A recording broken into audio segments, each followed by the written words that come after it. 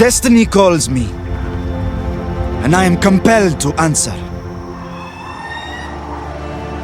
Gods, hear my voice. I will bear your blessings to battle. I am ready for the trials ahead.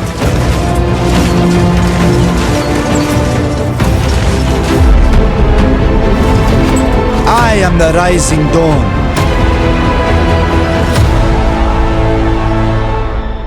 And I will lead us into a new age. Oh, poor Falcon. To be absolutely clear, it will be avenged. Ra demands it. Before we begin, I should say we're showcasing an alpha version of the game, so plenty of things are still being fine-tuned. We were just too excited to show it off. Anyway, our hero, Ramesses, begins his journey to greatness in North Sinai, near the settlement of Nekel. As a trusted and ambitious general to Pharaoh Meneptah, tasked at keeping the troublesome Canaanites at bay, Ramesses' dreams of a revitalized Egypt lie well beyond his station. But who doesn't love an underdog? And underdog describes us well. Our stores are looking serviceable, but ideally we'd be self-sufficient. Meanwhile, there's an angry man nearby throwing rocks at birds. We'll want to do something about those resources, but first things first. Vengeance.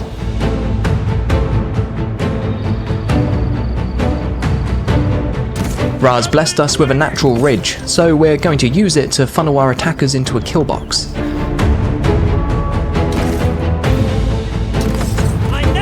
In Total War Pharaoh, outmaneuvering your opponent can mean the difference between a decisive victory or a humiliating failure. At the moment, we've got one unit holding the line, whilst the second one moves behind the enemy to attack in their flanks. We'll order our front-facing units to hold the line, keeping our choke point as tight as possible. We'll explore formations in a later video, but each one increases your tactical control over the battlefield. As the press increases, individual fighters break out from the melee to prove their might in duels.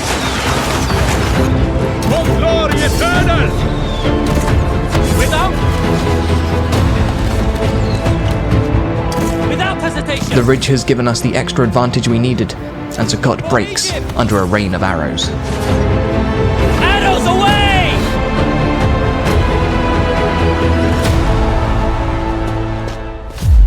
Yeah, run away. Coward. We'll finish him off in a minute, but first, let's get some royal decrees brewing. Okay, what have we got here then? Unit experience, always nice to have, but a happy population is worth its weight in gold. Longer festivals will make the people happy and lead to trading outposts, which our fragile economy could sorely use. We'll also want to pick up increased food production and affinity with the forest. We can't really go wrong by prioritizing these four to begin with, so we'll explore the food route for now and scoop up the others as we go. We've started our sure-to-be legendary voyage into the Field of Reeds with 2 out of 4 of the settlements found in North Sinai. We only need Azati and Sukkot to complete the set, but before we do, let's explore a traditional Egyptian pastime: building impressive things. Looks like our workforce is idling away in the blistering sun. Sorry friends, time to get to work. In the lands of Egypt and beyond, the workforce is a currency to always keep in mind. We'll need labourers to build our settlements, same as any other resource.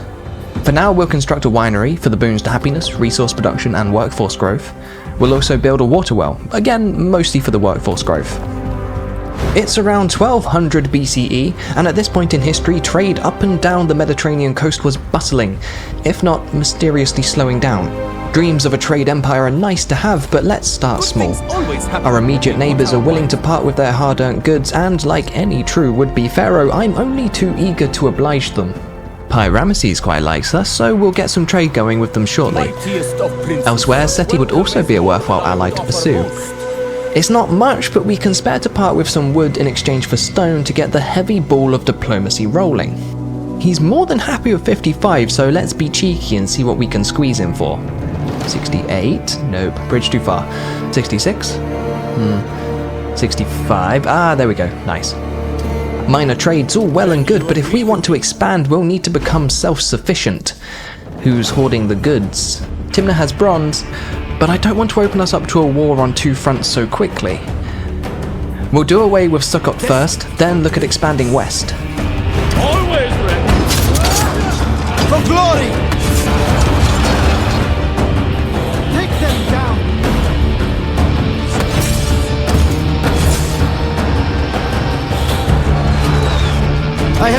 this city.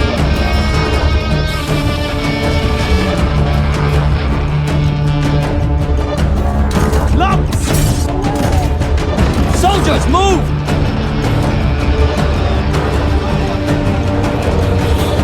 This is part of a new empire.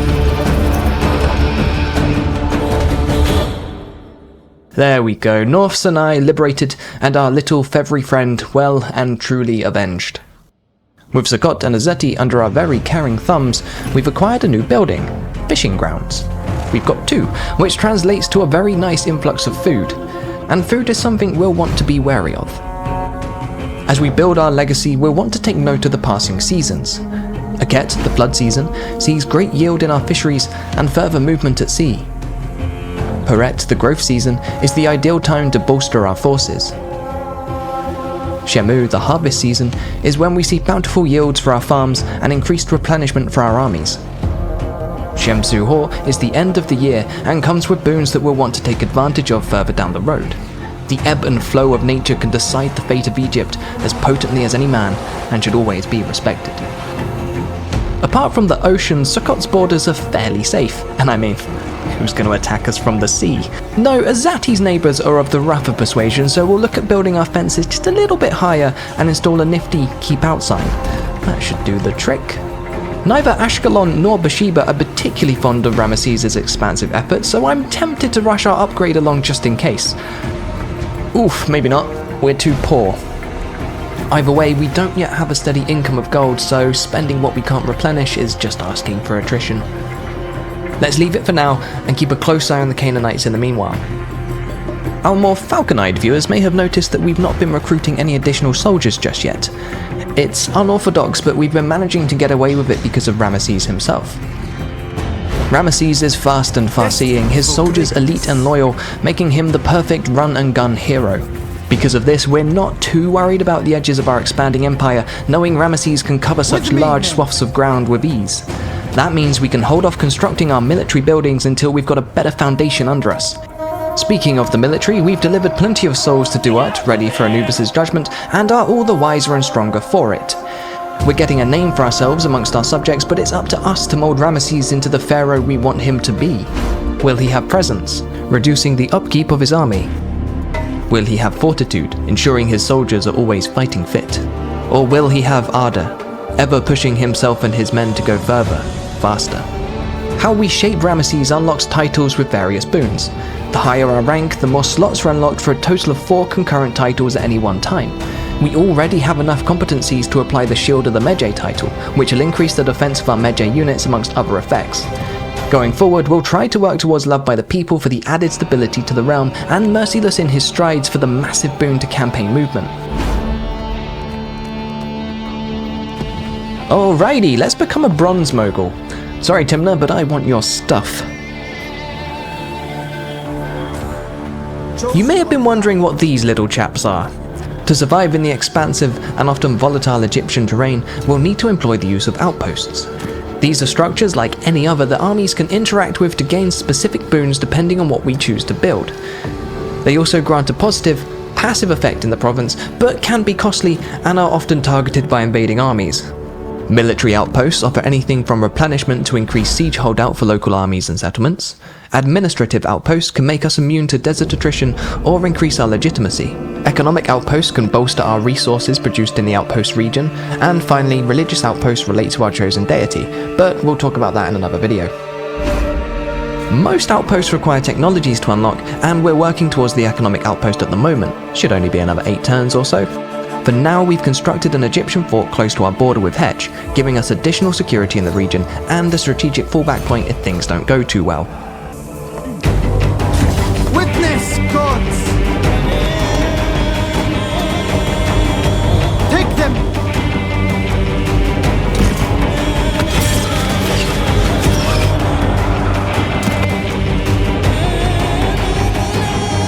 This is part of a new empire.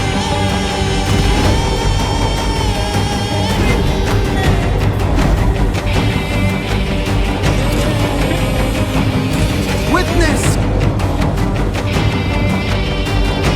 Egyptian cavalier!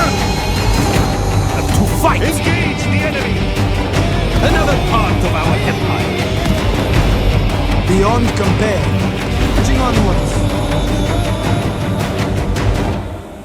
Hold on, let's pause there for a second. Hetch is a walled settlement, so we'll need a little more planning before the stabbing can commence. After all, we can't expect our men to charge at walls without at least building some ladders first. Unfortunately, in the Bronze Age, pockets aren't quite deep enough to successfully conceal siege equipment, so if we want to climb some walls, we'll need to prepare. Let's start our siege and get some ladders and a battering ram brewing. But you have improved your fighting form, I can tell. Then you agree with me.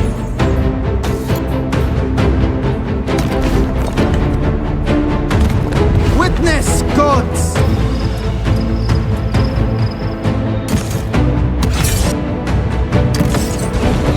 Arrows away! Ooh, now might be a good time to use my fire arrows.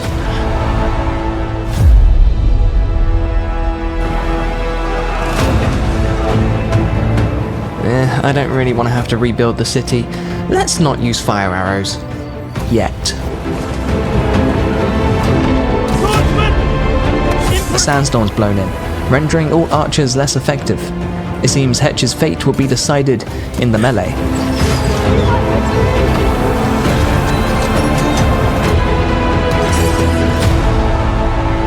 Sinai is ours. Our empire is growing nicely, and we're producing our own wood, food, stone, and bronze. Gold is still a bit of an issue, but now we've got other resources coming in, we can embark on some more ambitious trading.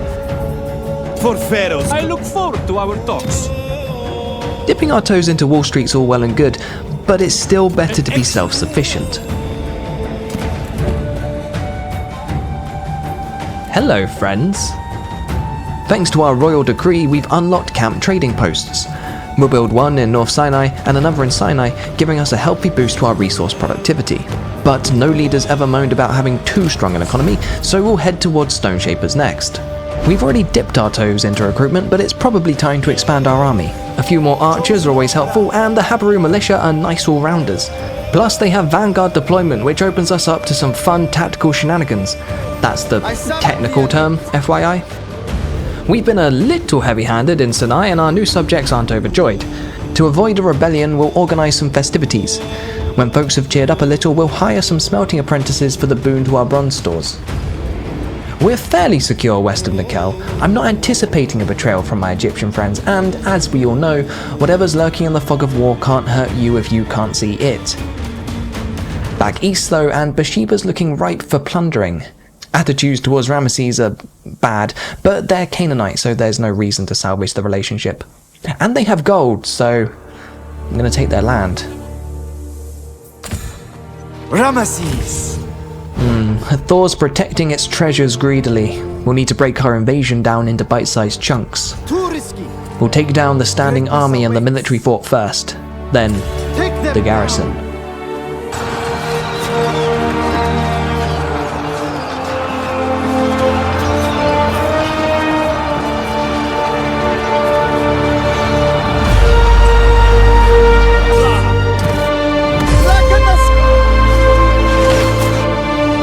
Outflanked and outgunned, our first victories come easy. With only Hathor's garrison to contend with, we'll begin building our siege engines. Okay. They'd rather face us in the field. Fine, let's do it. We're evenly matched, but I've hidden my Habaru units around their flanks.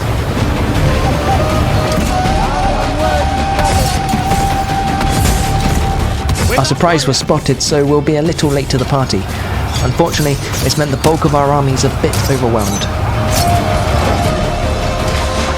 Here they come, better late than never.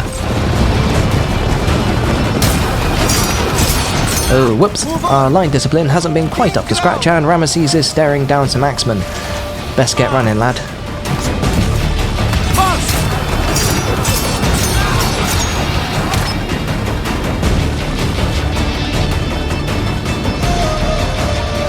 The night was hard, but dawn brings victory, and Hathor's defenders retreat behind their walls, foolishly thinking themselves safe.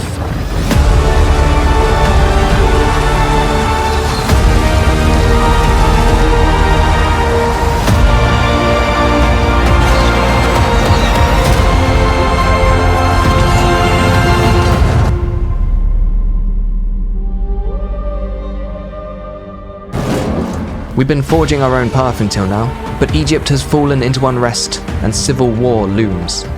In the chaos, Ramesses could achieve all his ambitions. To solidify our claim to the throne, we'll first need to occupy sacred Egyptian land. It would appear our empire is in need of expanding further still.